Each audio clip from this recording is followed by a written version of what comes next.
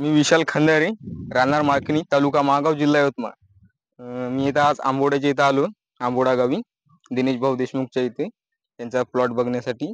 आणि त्यांचे जे आपले काही प्रश्न आहेत ते प्रश्न आपण विचारू त्यांना. तर दिनेश भाऊ, जे आपले बरेचसे तंत्रज्ञ आहेत, जे कृषी केंद्रावाले सांगतात की अमावस्या झाली, पोळ्याची अमावस्या झाली, त्यानंतर दुसऱ्या किंवा तिसऱ्या दिवशी फवारणी घ्या, किंवा याच्या पोळ्याच्या अगोदर फवारणी घ्या, म्हणजे अमावस्येच्या अगोदर फवारणी घ्या. तर हे घ्यायला पाहिजे का? फवारणी करायला पाहिजेत का? तर महत्वाचा कसा विषय आहे बघा, कुठलेही पीक असो, यामध्ये तुम्हाला तुमच्या पिकाची कंडिशन बघून नियोजन करायचं आहे. जसं आता तुम्ही युवा आहे, समजा वय किती आहे आपलं? 22 आहे. तुम्हाला जर कोणी म्हटलं बा आता तुझ्यावाली 4-5 दिवसात तब्येत खराब होते आणि आधीच तू गोळ्या घे म्हटलं तर होते का? नाही होणार ना.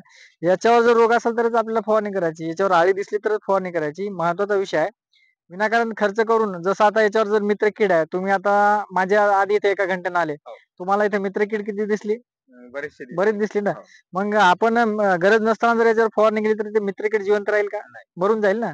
तर अमावस्या आणि पौर्णिमेचा आणि आळीचा मी तर स्पष्टपणे सांगतो, काही संबंध नाही. आता बरेच शास्त्रज्ञ आपल्याला दोष देतील किंवा बरेच लोक कमेंट करतील की हे बरोबर आहे, किंवा आपण जेव्हा झाडं काढायचे सांगतो तेव्हा सुद्धा आपल्याला बरेच लोक कमेंट करतात किंवा कंपनीने कशाला झाडं टाकले, आणि मग गरज नव्हती तर झाडं नॉन बीटी झाडामुळे किंवा बाकी झाड आपण याचे जे उपटतो, तर गरज नसती त्याच्या भेसळ कशाला केली असते, असे बरेच लोक कमेंट करतात.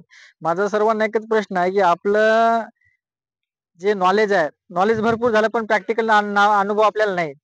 जसं की तुम्ही बीएससी अॅग्री झाले, एमएससी अॅग्री झाले, तुमच्याकडे नॉलेज आलं, कोणतं आलं? पुस्तकी नॉलेज आलं. प्रॅक्टिकल तुमच्याकडे नाही.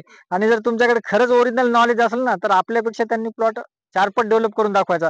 हे सगळं आपण धंदे सोडून देतो, आपण त्याच्या मागे लागतो. सांगण्याचं तात्पर्य आहे, मी आजपर्यंत जे केलं किंवा मी जे आजपर्यंत पाहिलं, हे मी तुम्हाला सांगतो. आणि त्या सांगण्यामागं रिझन आहे. जसं की आता मी तुम्हाला सांगलं पहिल्यांदा, की कापसाला पहिलं खत 30 दिवसाला द्यायचं. भारी जमिनीमध्ये 35 दिवसाला हळदी, बिवड, मिरचीचं बिवड, गव्हाचं बिवड 40 दिवसाला. बऱ्याच शेतकऱ्यांनी महाराष्ट्रातल्या यावर्षी केलं. तेव्हा पण बरेच लोक